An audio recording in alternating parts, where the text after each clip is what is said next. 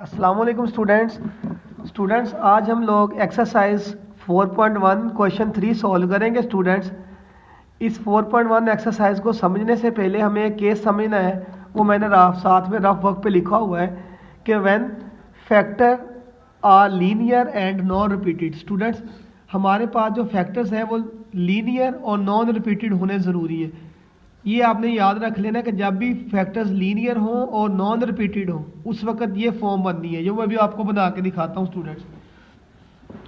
सो इससे next time में हम लोग ये काम करेंगे कि आप लोगों के पास, यहाँ पे मैं सॉल्व लिख लेता हूँ। आप लोगों के पास आ गया 3x - 1 नंबर स्टूडेंट्स। ये x का स्क्वायर है, 1 का स्क्वायर में अपने तरफ से खुद से लगा सकते हैं, यानी कि मैं इसको लिख सकता हूँ x स्क्वायर - 1 का स्क्वायर। माइंड में ये बात आती है कि 1 के ऊपर तो स्क्वायर था नहीं, तो 1 का स्क्वायर स्टूडेंट 1 नहीं होता है इस वजह से।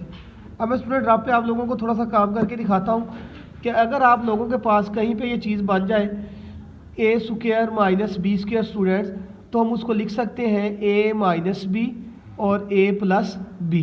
तो स्टूडेंट यही फॉर्म बन रही है। अगर मैं आपको ये दिखाऊँ 3x - 1 और इसको मैं अगर लिखूँ x - 1 और x + 1। जी स्टूडेंट्स अगर देखा जाए तो मैंने यहाँ पे स्टार्ट में एक बात कही थी कि जब आपके पास जो फैक्टर्स हैं वो लीनियर हो एंड नॉन रिपीटेड हो। अब देखें स्टूडेंट्स, ये जो पहला फैक्टर है x - 1 ये लीनियर फैक्टर है। क्यों? इसके अंदर जो वेरिएबल आ रहा है उसकी पावर 1 है, यानी कि कोई पावर नहीं है। इसी तरह से स्टूडेंट ये वाला जो फैक्टर है इसके अंदर वेरिएबल x आ रहा है और इसकी भी कोई पावर नहीं है, इस वजह से ये भी लीनियर है। तो इस वजह से स्टूडेंट केस बन गया ना, when both factors are linear and non repeated. दोनों फैक्टर्स लीनियर है और नॉन रिपीटेड है। नॉन रिपीटेड से मुराद ये है भी वो एक जैसे नहीं है, डिफरेंट है। तो स्टूडेंट्स अगर कहीं पे आप लोगों के पास ऐसी सूरत हाल बन जाए कि फैक्टर्स लीनियर हो और नॉन रिपीटेड हो, तो उस वक्त स्टूडेंट्स हम ये लिखते होते हैं कि a over first factor x - 1 plus b over x + 1 second factor. जी स्टूडेंट्स ये है इसका तरीकाकार कि आप लोगों ने, अब माइंड में ये बात आती है, स्टूडेंट पूछते हैं कि ये कहाँ से आया है। तो स्टूडेंट्स ये एक फॉर्मेट है, एक फार्मूला है कि जब आपके पास नीचे वाले फैक्टर्स लीनियर हो, नॉन रिपीटेड हो, यानी कि एक जैसे भी ना हो और उनके ऊपर कोई पावर भी ना हो, तो उस वक्त a over first factor plus b over second factor लिखते होते हैं। जी स्टूडेंट इससे नेक्स्ट टाइम में हम लोग क्या करेंगे, ये 3x - 1 ओवर x + 1 और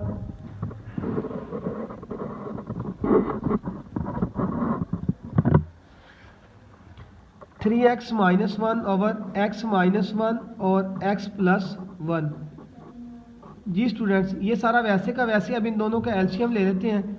इसके एलसीएम में स्टूडेंट्स x - 1 भी आ जाएगा और x + 1 भी आ जाएगा। स्टूडेंट्स एलसीएम लेने के बाद बच्चों ने याद रखा होता है भी इसको इसके साथ मल्टीप्लाई करवा देना और इसको इसके साथ मल्टीप्लाई करवा देना, इस तरह से भी ठीक है। या फिर स्टूडेंट्स या कंपैरिजन कर लें भी, ये भी x - 1 है, ये भी कैंसिल आउट होके x + 1 चाहिए वो x + 1 दे देते हैं। इन दोनों का कंपैरिजन करोगे तो x + 1 से x + 1 कैंसिल होकर इसको x - 1 चाहिए वो दे देंगे। जी स्टूडेंट्स ऐसे भी सही है, या फिर आप ये समझ लें भी क्रॉस मल्टीप्लाई करवा दिए।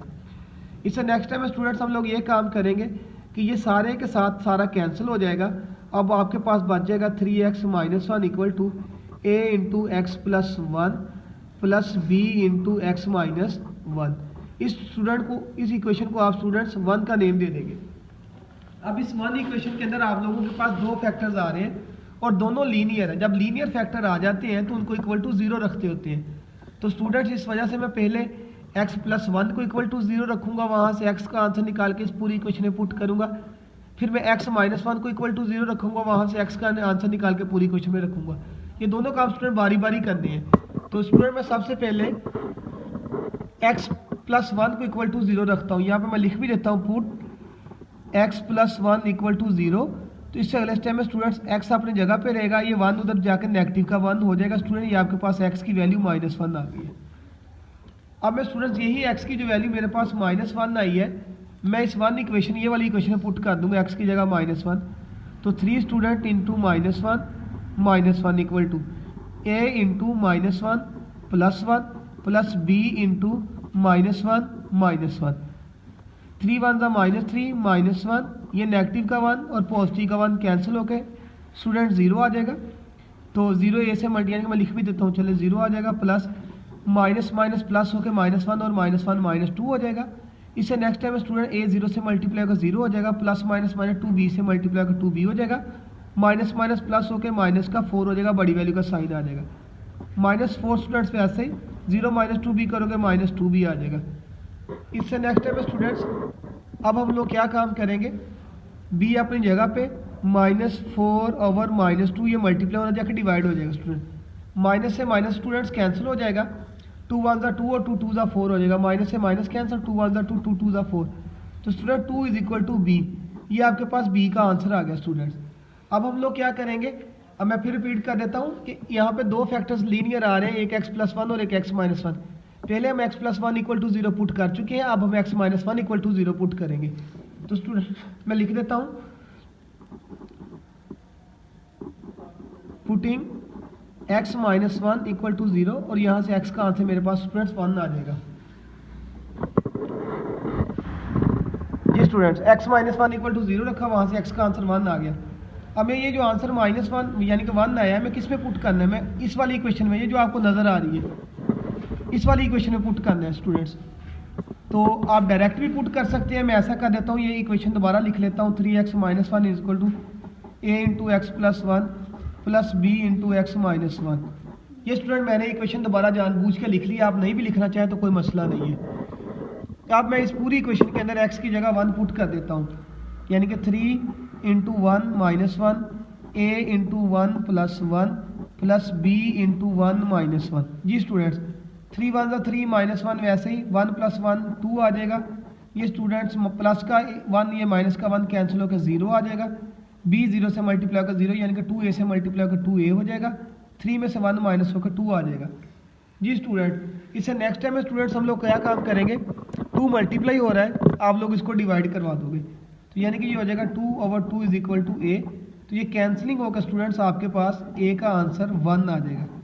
जी स्टूडेंट्स मैंने a और b के आंसर निकाल लिए। अब माइंड में ये बात आता है आप किसको पुट करें, तो स्टूडेंट हमने इस चीज़ को नहीं देखना, आपने अपनी 1 इक्वेशन के अंदर देखना है कि आपके पास कितने फैक्टर्स थे लीनियर, 2 ही थे। पहले इस वाले फैक्टर को = 0 रखा, आंसर निकाला, इसके अंदर ही पुट कर दिया, फिर इस वाले फैक्टर को = 0 रखा, x का आंसर निकाला, इसी के अंदर पुट कर दिया। इसी तरह स्टूडेंट आपके पास a और b की वैल्यूज आ चुकी हैं। अब मैं क्या लिखूंगा यहाँ पे थोड़ा सा मैं अंडरलाइन कर देता हूँ, ये बाद में स्टेप करना, हैंस पार्शियल फ्रैक्शन इज। अब पार्शियल फ्रैक्शन कैसे बनेगी स्टूडेंट, मैं सारा वो दोबारा लिख देता हूँ। ये जो शुरू वाला स्टेप है 3x - 1 over x-1 x+1 = a over x-1 plus b over x+1। जी स्टूडेंट्स अब जो मैंने a और b के आंसर निकाले हुए हैं मैं वो पुट कर देता हूँ। b का आंसर आपने 2 निकाला हुआ स्टूडेंट्स, तो b की जगह 2 आ जाएगा। जी स्टूडेंट्स यही इक्वेशन मैंने दोबारा लिख ली है।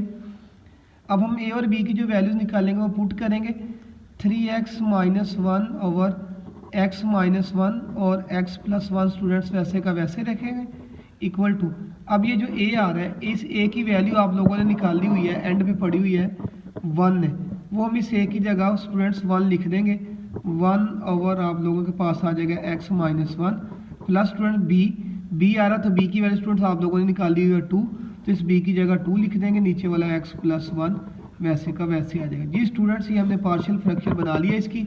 इसे नेक्स्ट वीडियो में हम इसका नेक्स्ट पार्ट सॉल्व करेंगे। अस्सलाम वालेकुम।